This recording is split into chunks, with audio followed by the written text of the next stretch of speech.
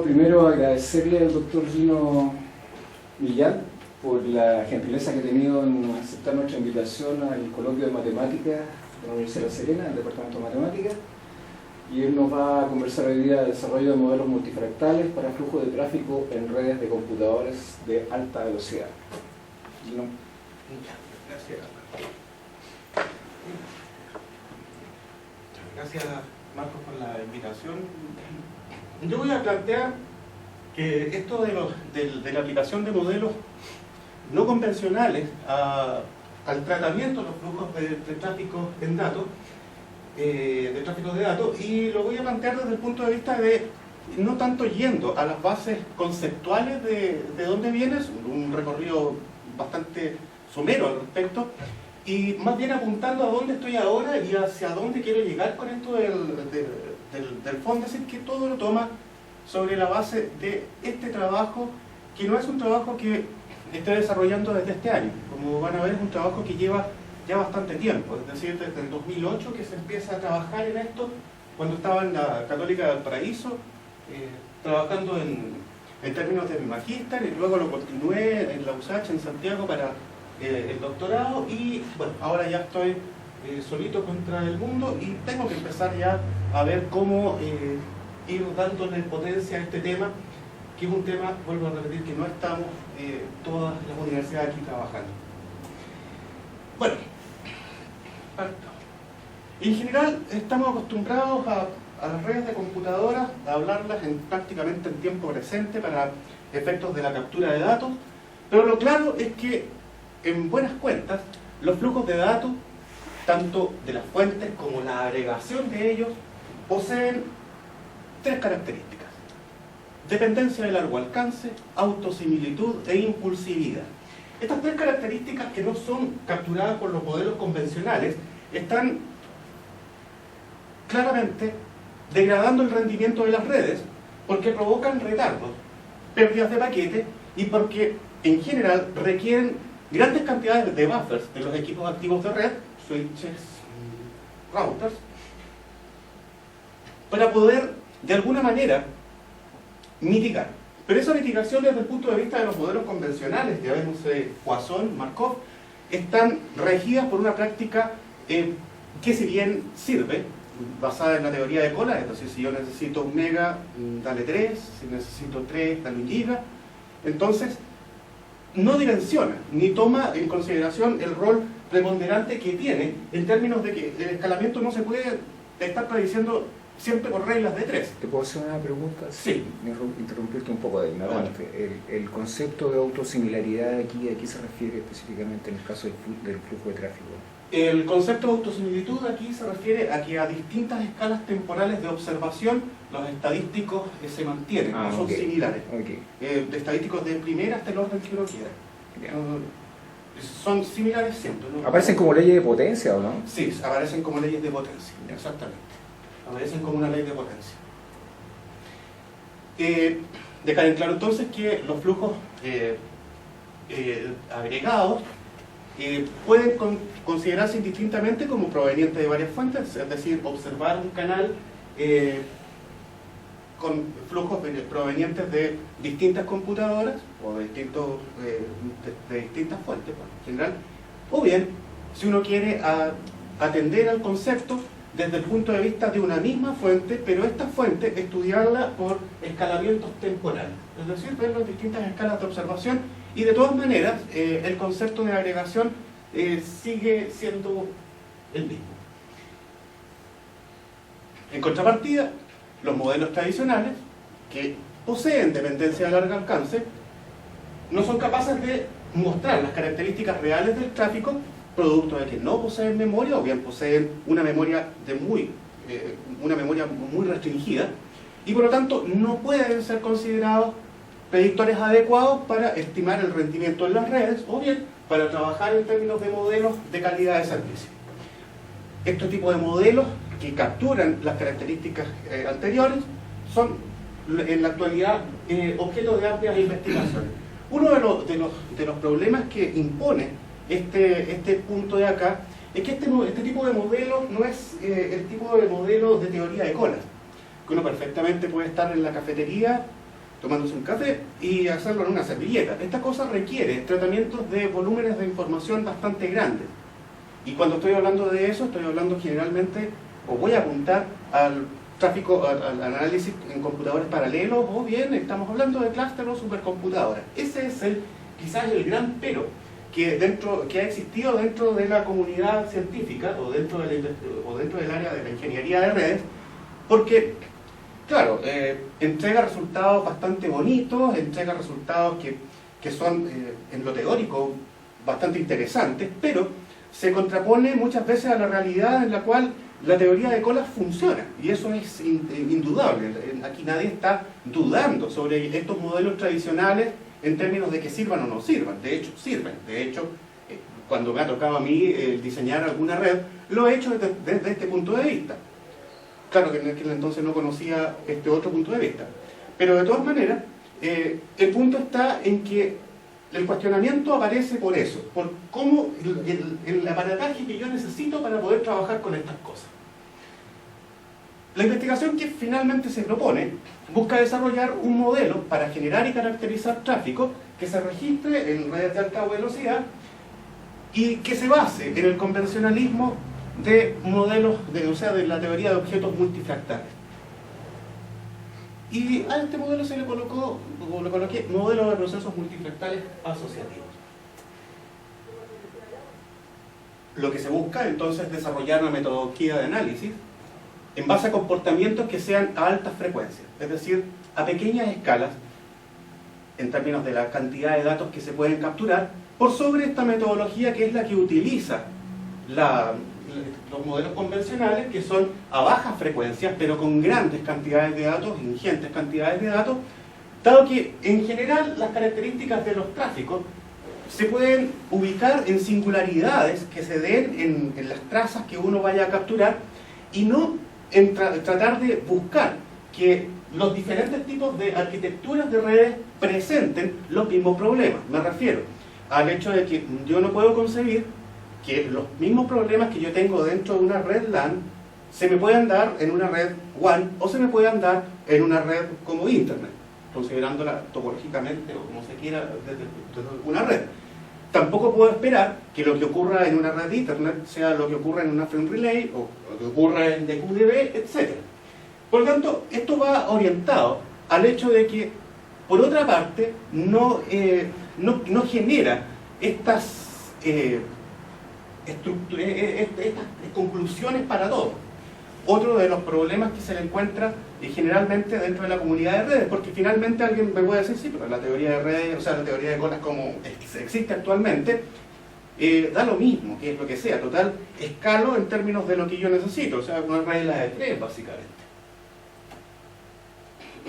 Por lo tanto, aquí lo que se asume es el carácter multifractal, o fractal, si uno se lo quiere, de los flujos de tráfico, y los distintos objetos que van a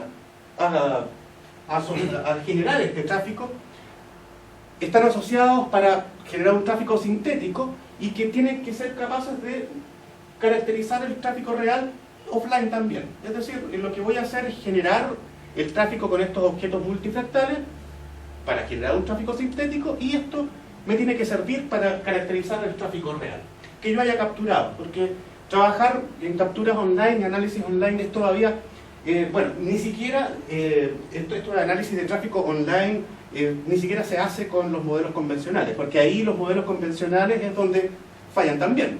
Ahí ya no se necesita la servilleta, o sea, se necesita también una estructura de computadores paralelizadas para poder analizar desde ese punto de vista. Una preguntita.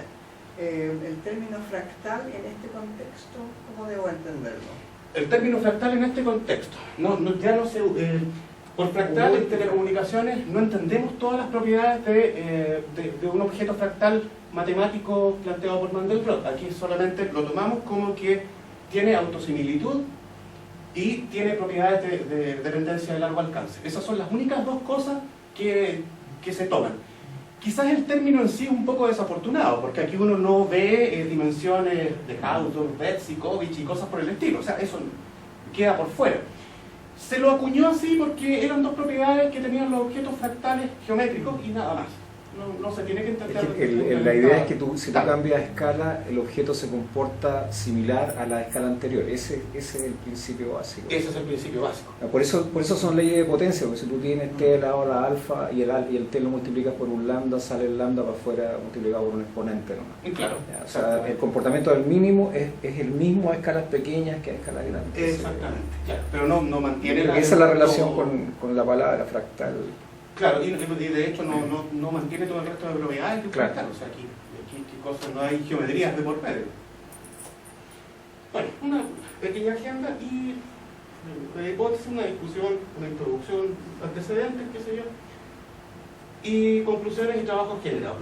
Los objetivos de esto, o el objetivo final de todo lo que se está planteando, es esto: desarrollar un modelo matemático que va a ser constructivismo, que esté basado en la teoría de procesos multifractales, que sea capaz de representar el comportamiento dinámico complejo de los flujos de tráfico en las actuales redes de computadoras de alta velocidad. Y aquí también hay un problema que es un problema más bien de corte filosófico en términos de lo que plantea la ingeniería de redes. O sea, la ingeniería de redes jamás considera que el tráfico de una red de computadoras puede ser considerado un sistema complejo. O sea, lo toma el planteamiento base es que los sistemas complejos no existen para las redes de computadoras. Cosa bastante curiosa, porque Internet tiene un comportamiento complejo. De hecho, la base es que es un sistema complejo. Entonces, pero bueno, ahí empiezan los problemas de quién tiene la razón en qué en esta cosa. Como objetivos específicos que se están planteando para este fondo, dice, bueno, vincular analíticamente comportamientos multifractales y autosimilares con dependencia de largo alcance. Es decir, buscar estas dos características en una asociación de objetos fractales que es básicamente coordinada, que es básicamente el concepto de multifractal. Determinar las condiciones necesarias y suficientes para el cual el análisis de tráfico autosimilar, porque estoy partiendo de la base que el tráfico es autosimilar, si no, no tendría mucho sentido esto, pueda ser representado y abordado empleando una variedad coordinada de objetos fractales, es decir, un multifractal. Generar el modelo, definir los requerimientos, caracterizar este modelo en términos de los alcances y aplicaciones, comprobar la operación del modelo, tanto con otros modelos que sí existen, utilizando el tráfico real, y bueno, y también utilizando en general tráfico sintético para ver si es representativo del tráfico real que estoy en ese momento analizando. Bueno, la hipótesis que se plantea es esto: es factible el desarrollo de un modelo conceptual y numérico con capacidad para caracterizar el comportamiento dinámico complejo de los flujos de tráfico en las actuales redes de computadoras de alta velocidad a partir de las fluctuaciones localizadas presentes en el curso de las muestras, utilizando objetos multifractales. En otras palabras, sí se podría hacer una cosa como esta.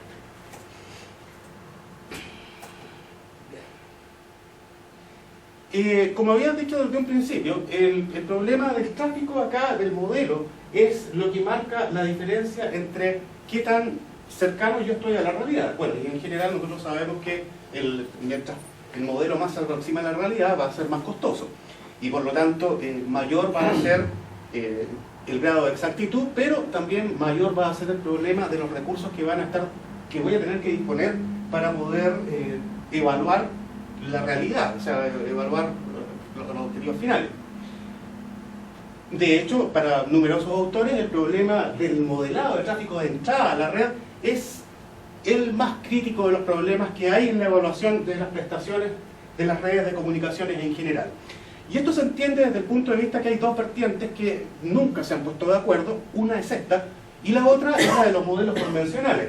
Y no se pueden poner de acuerdo hasta un punto, en el cual la gente de estos convencional, los markovianos, prefieren no meterse, que es el análisis online. Porque en el análisis online de ellos empieza el problema de la plausibilidad de sus supuestos y su posible implementación física. Empiezan a ver que muchos de los supuestos que tienen que realizar son físicamente plausibles, no son físicamente plausibles. Y desde ese punto de vista, entonces, es mejor dejarlo de lado. Por lo demás, cuando se habla del tráfico online, se encuentran con el problema de que también empiezan a necesitar procesamiento paralelo masivo. Y ahí empieza alguien que se mete en esa parte, hasta esa parte de la pata de los caballos, bueno, se encuentra con el problema de decir, si ya compramos esta tremenda infraestructura, bueno, probemos con qué dice el enfoque autosimilar. Total, ya se hizo la inversión. Bueno, entonces el análisis claramente está del éxito, va a depender directamente de lo representativo de la realidad, que sean los modelos de tráfico utilizados. El tráfico, los orígenes de este modelado, tiene su origen en los sistemas de telefonía convencional y en base a dos supuestos que son la teoría markoviana o de Poisson: independencia entre tiempos de arribo sucesivos y duración exponencial en el uso de los recursos. Supuestos que obviamente responden a Markov netamente y no a este tipo de modelos que se plantean. En buenas cuentas, la evolución ha ido desde variables aleatorias incorreladas, sin correlación, pasando por los modelos con dependencia de corto alcance, llegando acá a los modelos con dependencia de largo alcance, y cuando se le agrega la autosimilitud a esto, aparecen estos modelos fractales y de procesos multifractales. Es una evolución que actualmente, hasta la última vez que revisé el estado del arte, está en un tipo de distribución de probabilidades que se llaman de Cauchy generalizadas, que es lo que último que leí fue un artículo del 2014, que trata el problema de atacar el problema de la dependencia de largo alcance desde el punto de vista de esa distribución. Mayores detalles de esa distribución los estoy leyendo, nunca la había escuchado. El problema con el planteamiento original, es decir, de los modelos convencionales. Los procesos de tráfico reales frecuentemente dan acuso de variaciones de largo alcance en muchas o todas las escalas temporales. Los modelos de Markov, que no tienen memoria, prácticamente no pueden reproducir, de hecho no la pueden reproducir, esta característica que es perfectamente, se puede perfectamente obtener a partir de un análisis de unas pocas muestras, algunas muestras de tráfico representativas. Por lo demás, estos modelos siempre exponen las ráfagas de tráfico sobre escalas muy reducidas, y lo exponen sobre escalas muy reducidas porque precisamente las encuentran en flujos de datos demasiado extensos, y el modelo como tal, al no tener memoria o tener una memoria de corto alcance, es decir, escasa capacidad de memoria, simplemente las captura en aquellos instantes en los cuales las dependencias empiezan a existir. Es decir, es un punto de vista completamente diferente a lo que se da acá arriba. Problemas más es que no admiten distribuciones de cola hiperbólica. Bueno, y eso era claro por el hecho de que no, acá los modelos son exponenciales. Están limitados en términos de la impulsividad, producto de lo mismo, de que al asumir que en el fondo son todas muestras independientes, simplemente la impulsividad del tráfico no la consideran. Y bueno, y algo que es textual, que este tipo de modelos tiende a producir previsiones demasiado optimistas sobre el rendimiento, dado el uso de distribuciones de varianza finita para llevar a cabo la representación de periodos de presencia y ausencia de las ráfagas de paquete. Independientemente de que el modelo base para estas dos cosas es el mismo, el modelo ONOF, para ellos, o para este punto de vista, en el fondo no existen distribuciones de cola hiperbólica y por lo tanto solamente distribuciones de varianza finita, y por lo tanto los periodos de ausencia y presencia de paquetes simplemente se dan en términos de exponencial, nada más. Los modelos más extendidos, debidos a Lam y a Bux en 1984 y 1980, consideran, son la base casi de todo lo que se estudia en un curso general de redes, es que la tasa de llegada al sistema sigue una distribución de Poisson. La longitud de los mensajes, una distribución general, que da un modelo de colas MG1. Se excluyen todos los efectos relacionados con errores de transmisión y posterior recuperación, asimismo, todo lo que dice relación con el control de tráfico. De hecho, en algunos tipos de redes, el canal que, por ejemplo, en ISDN, se excluye el canal de realimentación de señales de control por considerárselo perfecto.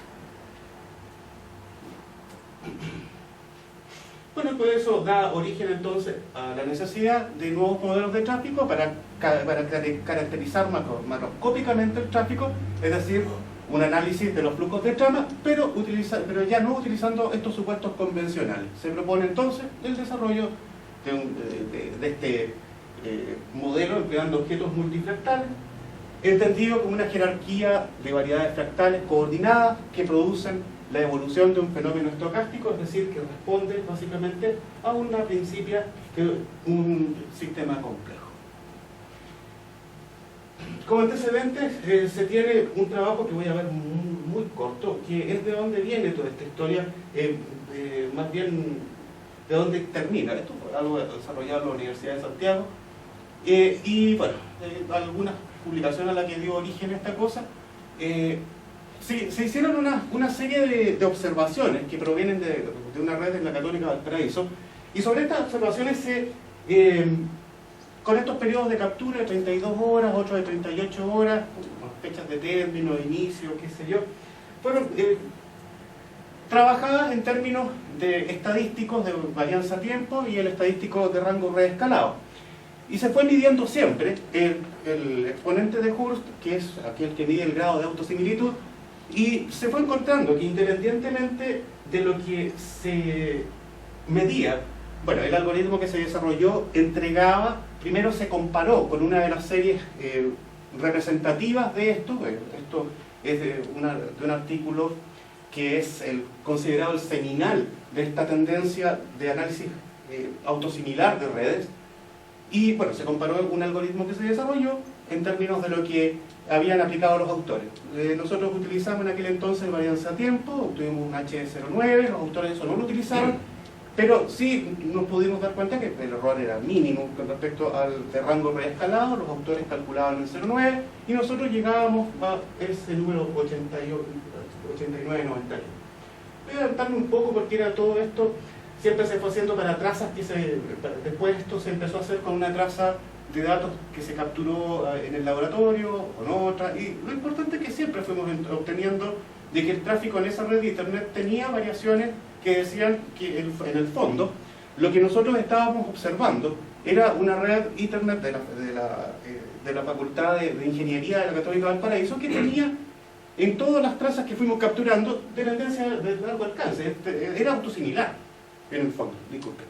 Era autosimilar, o sea, lo que estábamos en presencia era precisamente lo que teníamos que encontrar según lo que había propuesto Leland y su grupo de trabajo bastantes años antes. Y bueno, así fuimos obteniendo resultados de periodogramas, distintas técnicas que fuimos utilizando para finalmente llegar a lo claro, que es que siempre tuvimos un resultado para el exponente de Hurst que estaba entre 0,5 y 1. Eso decía teóricamente que en el fondo es el tráfico en esa red de computadoras, que era una gigabit Ethernet de la Facultad de Ingeniería de la Católica del Paraíso, en el nodo central medido, el tráfico era autosimilar. Era el resultado esperable, y era el resultado lo que se tenía que saber. Se hicieron, de tan importante que se obtuvieron bastantes conclusiones, y uno es que se demuestra que las propiedades más relevantes de los procesos autosimilares, aquí lo que se trabajó fue con el concepto de medir la autosimilitud a nivel de red y no verlo a nivel de aplicación. Entonces, los resultados que se obtuvieron eran consistentes para su empleo en el modelado de tráfico cuando se realizaba esta distinción, es decir, trabajar en la red misma, no ver lo que pasaba con las aplicaciones. Las capturas de tráfico se restringieron hasta el nivel de red, no hubo más arriba que eso. Bueno, se demostró que las propiedades más relevantes de los procesos autosimilares, cuando se realiza esta separación entre autosimilitud a nivel de red y similitud a nivel de aplicación, son consistentes, es decir, se mantienen a lo que se había planteado anteriormente por este trabajo seminal. Se demostró que desde la perspectiva anterior, los modelos que consideran dependencia de largo alcance son descriptores bien definidos para las condiciones de tráfico en ráfaga y facilitan su formulación, porque estos mismos resultados nosotros los trabajamos con un modelo markoviano, una cola de Markov, no me acuerdo cuál específicamente, pero nunca obtuvimos observaciones de tráfico en ráfaga. De hecho, obteníamos tráficos que simplemente no se podían dar en una red de esa magnitud y de esas características. Estos modelos que se trabajaron en aquella oportunidad eran restringidos en términos de que iban solamente a la capa de red, son capaces de representar de forma eficiente los procesos de tráfico reales, lo que sí tenía la gracia es que eran plausibles a nivel de interpretación física. Que los basados en los sistemas de colas tradicionales. Nosotros habíamos, como les digo, trabajamos con un modelo exponencial, ¿no? Fue una cadena de Markovski, no me acuerdo de pero realmente nunca encontramos algunos supuestos que teníamos que realizar, dónde meterlos en la implementación física de la red final, si es que uno quería intentar siquiera trabajar para efectos de poder entender físicamente en qué equipo se da una cosa como esa. Son descriptores de tráfico bien definidos para condiciones de tráfico en ráfaga y facilitan su formulación.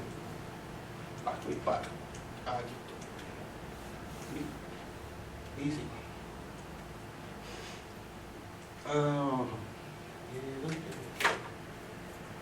Bueno, acá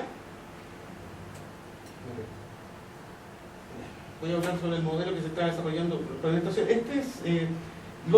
Ambos parten desde el mismo concepto. Esto también está sacado de una presentación anterior. Esto se publicó en esta cosa.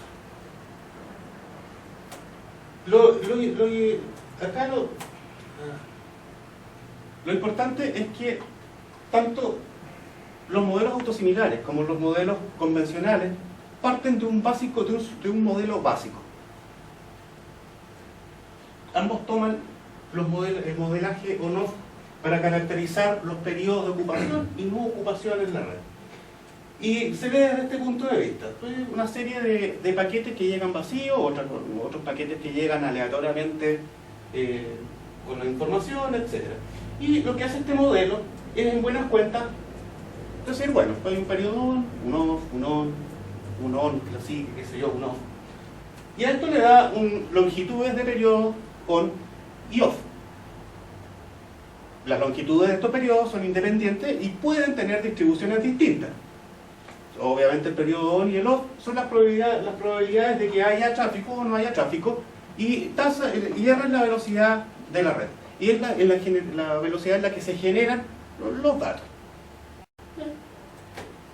Si este es el caso, lo convencional plantea una media, su varianza, etc.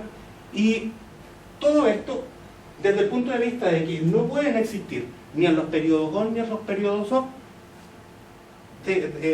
distribuciones de cola hiperbólica, solamente tiene que haber distribuciones exponenciales. Para una sola estación, lo que se plantea para una sola estación es decir, bueno, sin pérdida de generalidad sobre este concepto del modelo on-off convencional, el modelo como tal se puede interpretar sobre la totalidad del tráfico de la red como la superposición de muchos procesos on-off individuales.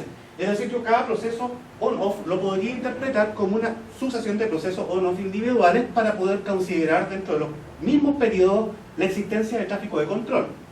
Alternantes, independientes independientes e idénticamente distribuidos. Se plantea la siguiente generalización hacia las propiedades del modelo on-off. Y esta es la primera proposición. Tiene su demostración, pero no está aquí en la diapositiva. O sea, que no me acuerdo nunca la letra, un proceso on-off. Se dice que el proceso presenta una estructura multifractal si las duraciones de los estados on y off, x sub j e y sub j respectivamente, si poseen distribuciones de cola hiperbólica con funciones de densidad f1 de x y f2 de x. Así entonces el proceso on-off multifractal se define de esta manera, donde se asume que antes de t igual, o sea, no existen observaciones antes de que se empiecen a medir. Y las medidas temporales las medias temporales de la duración de los estados están dadas por la media es la esperanza de encontrar un estado on, y la media del off es la esperanza de encontrar un estado off, respectivamente, y ambas finitas. Esto considera una sola fuente que alterna entre los estados on y off. Durante el estado on, la fuente genera tráfico con una tasa a sub m, matemáticamente constante. Se consideró constante porque se complicaba demasiado el modelo para una sola estación, si se podía considerar que podía alternar más encima esa tasa de generación de tráfico.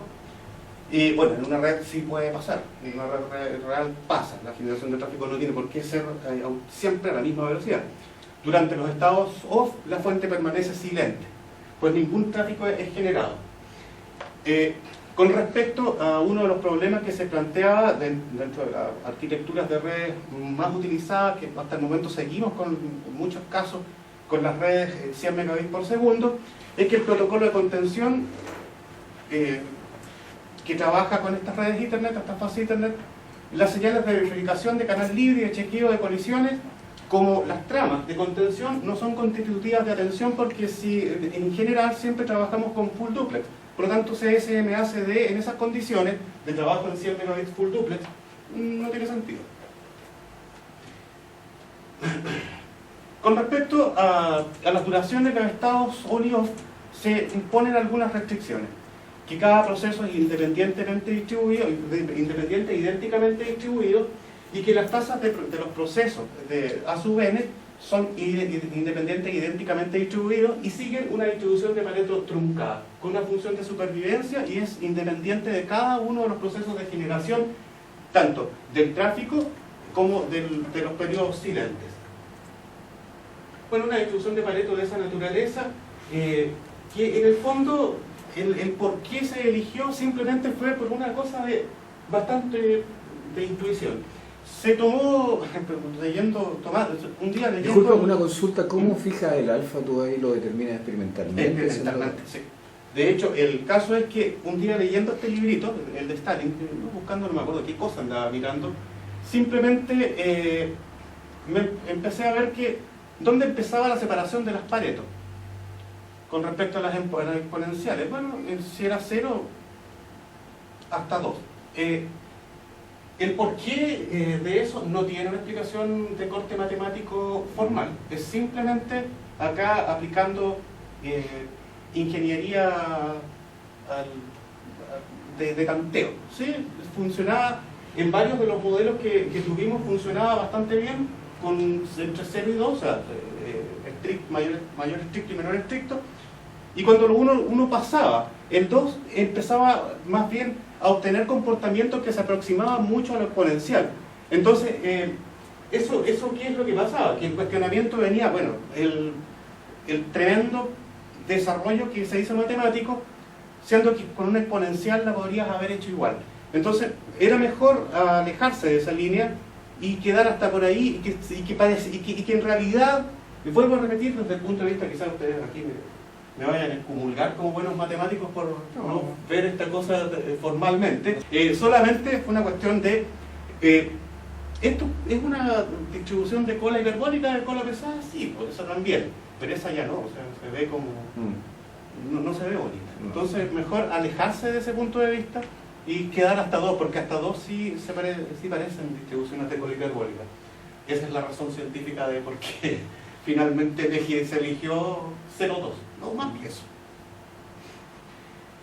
Bueno, en el fondo la distribución de Pareto truncada, una distribución de Pareto que todos deben conocer acá, es eso. Donde U es la función escalón y L representa el límite superior impuesto a la variable aleatoria. Nada más.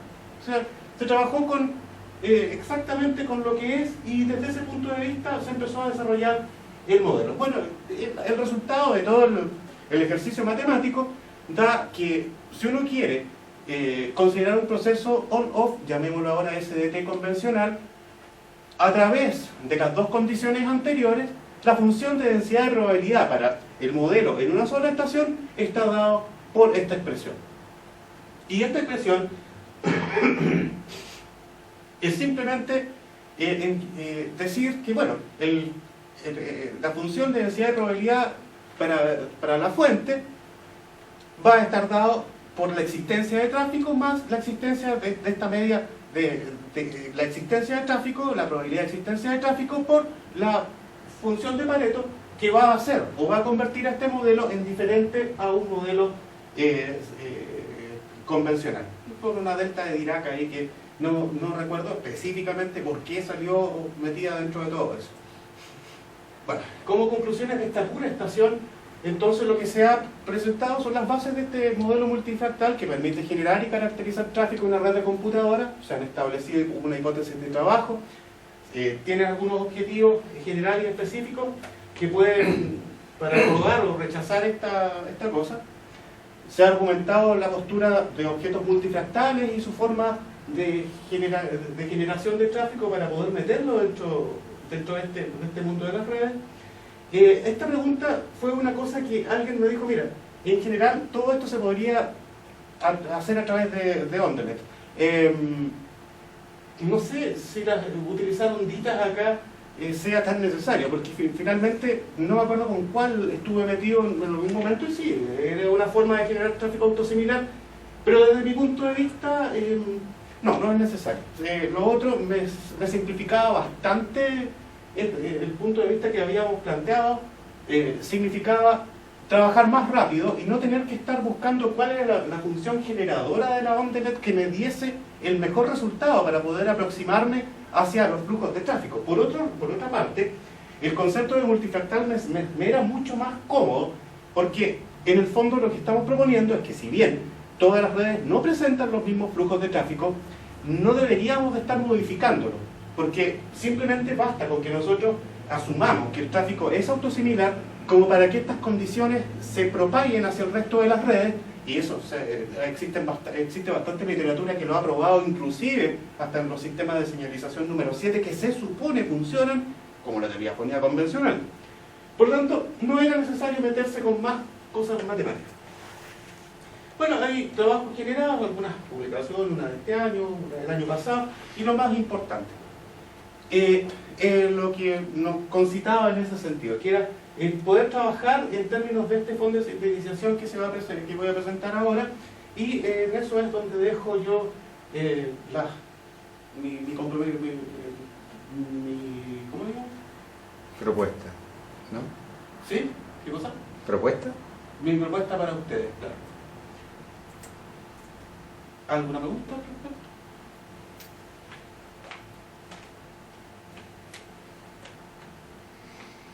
¿Consultas? ¿Opiniones? ¿Opiniones? ¿Críticas? De todo tipo.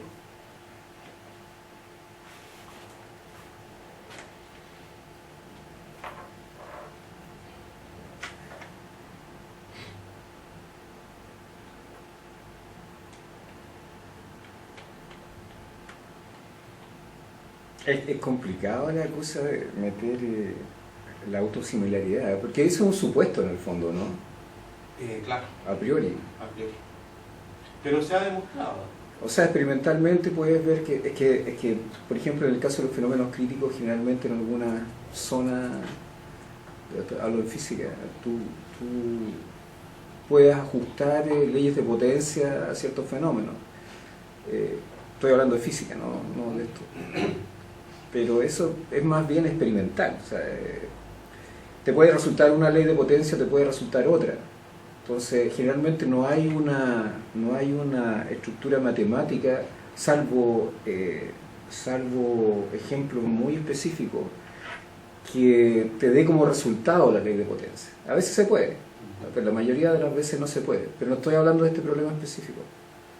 Entonces, generalmente se reclama mucho de eso en términos prácticos. O sea, en el fondo tú sabes poco del fenómeno. No sé si me explico. Sí. O sea, no hay mucha información de lo que causa el fenómeno, sino que hay una información, no sé si heurística o experimental. Es como hacer un experimento y ajusta una curva a un proceso determinado. Entonces la pregunta es por qué eso debiese eventualmente resultar siempre, o sea, y no con el fenómeno específico. Ese, bueno, es un problema para todos, no es para usted, ¿no? No es un cuestionamiento, esto es un hecho de la causa, ¿no? Es que en el fondo la respuesta te la Pero uno siempre busca una estructura matemática que dé cuenta del fenómeno Ahora, Desde una perspectiva más profunda, claro. ¿Por qué pasa eso esto? pasa? No hay tampoco una explicación 100% que pueda determinar. Lo que sí, cuando uno analiza lo que ha ocurrido tomando datos con cualquiera de las dos corrientes, la forma de onda, la forma de la curva, de la densidad de probabilidades tiende a ser mayoritariamente de cola hiperbólica y no exponencial. Okay. Entonces, el cuestionamiento parte por las dos líneas. El cuestionamiento de ellos es que dicen, bien, si el canal empieza con una función exponencial, entonces yo tendría que fijarme acá nomás y controlar esta parte producto de que ya para adelante sé que la capacidad de canal va a estar saturada. Bien.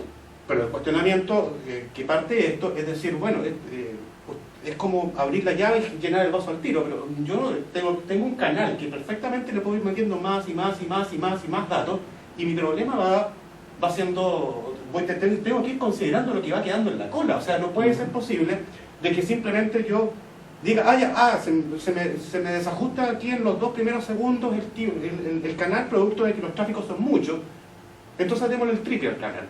Entonces, se juega, también aquí ocurre lo mismo, es decir, ¿a qué se ajusta más?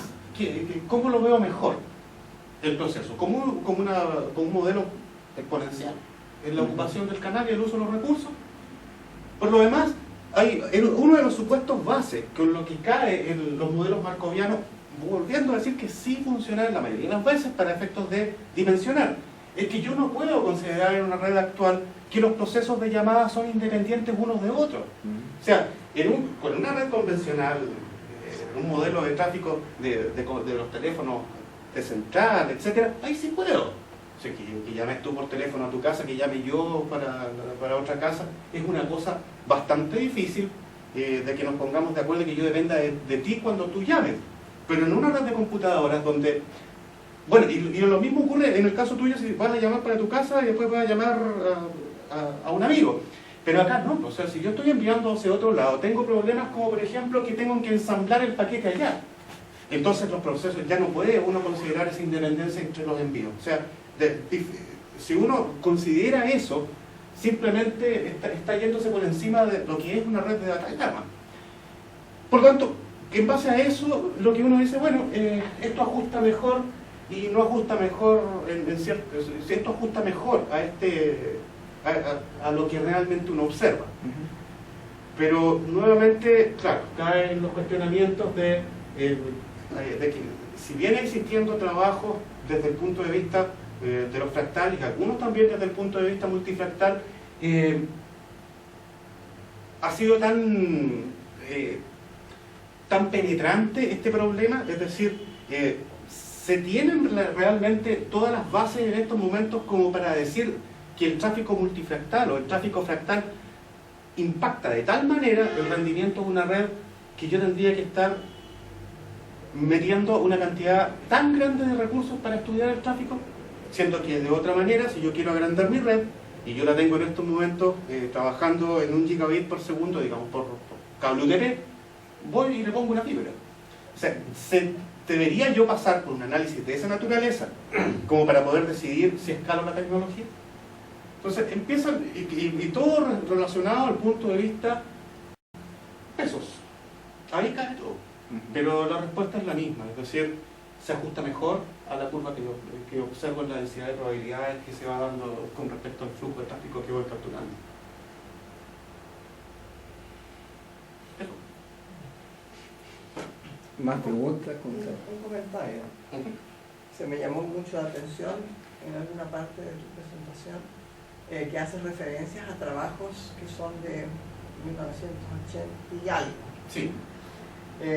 Y que tienen cierta incidencia sobre lo que se está haciendo en la actualidad, porque uno como usuario de redes y etcétera, lo que tiene la sensación de que esto va siempre para adelante y no se mira hacia atrás, y esa época, 1980, era como la prehistoria de la computación o las redes o qué sé yo qué. Es que esos dos trabajos, el de LAM de 1984 y el otro el de BUX, o sea, el de LAM de 80 y el de BUX de 84, marcan los primeros modelos, y esos modelos se siguen utilizando desde el punto de vista del dimensionamiento de redes para la estructura, digamos, clásica de diseño de redes de computadoras. O sea, ellos no han cambiado. El hecho de estar trabajando con una red de 3.94 megabits por segundo a una red que anda a 40 les da lo mismo. Y lo practican al pie de la letra. O sea, es un libro que no se ha modificado. O sea, si la Constitución del 80 no cambió, esto no va a cambiar nunca. O sea, ellos lo ven desde el punto de vista completamente cerrado. Tiene que ser así. ¿Y por qué? Porque funciona. Y eso viene con el argumento de que en general, si necesito más velocidad, cambio el cable. Y si necesito más, vuelvo a cambiar el cable. Pero el problema está en que los modelos de calidad de servicio, y eso se va a empezar a ver, va a empezar luego a caer eso por su propio peso. Los modelos de calidad de servicio no se están ajustando. Actualmente, en realidad, no se están ajustando a los flujos de tráfico. Se está trabajando, por una parte, con un modelo que me dice, bueno, si no me alcanzó con 1 giga, le meto 10. Si no me alcanzó con 10, le meto 40. Resulta que el modelo de tráfico va hacia abajo. Me va diciendo, bueno, ¿para qué estoy metiendo tanto? O sea, el modelo de calidad de servicio, ¿para qué te estoy metiendo tanto si yo puedo ajustar? ¿Qué es lo que yo quiero priorizar del tráfico? Y señores, en el tiempo de ATM, con 155.4 megabits por segundo estábamos logrando, es decir, hace 10 años atrás, los mismos resultados que usted me está mostrando ahora con 40, pero 40 gigas. Entonces, ¿qué es lo que pasa? El modelo de tráfico está yéndose por una vertiente y se están exigiendo hoy en día compromisos de calidad de servicio a los distribuidores de telecomunicaciones, pero resulta que estos compadres te están llegando a la casa con así una manguera que no se necesitaba. Entonces, el problema es aquí, ¿qué pillar primero? ¿Por dónde irse primero? Pero lamentablemente está en que los modelos de estos caballeros que usted me preguntaba son modelos fácilmente de realizar tomándose una cerveza. Esto dificilazo, no vamos a andar con un computador ahí en la chopería. Claro, ese es el gran problema. Por ahí va la cosa. Y a lo mejor venderte un cable para una empresa es más rentable que tener procedimientos que aceleran porque optimizan el proceso. Si te llegan con fibra hasta tu casa, no... Tómatela vendo. Sí, tómatela vendo, claro. Exactamente. Y esa cantidad de datos, independientemente de que la calidad de servicio sea pésima, va a llegar con un ancho de banda que al final a ellos no les importa, porque el contenido no es el problema. ¿Qué es lo que te van a vender? Un ancho de banda y una disponibilidad que seguramente va a andar, qué sé yo, el 99.9% de las veces.